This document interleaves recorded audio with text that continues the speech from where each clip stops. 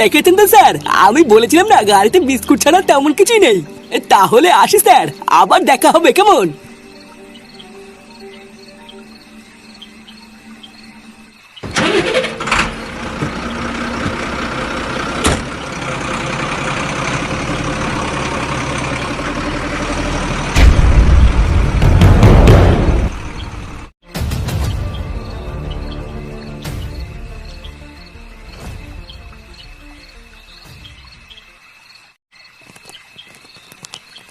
এই কি রে বোকাচোদা?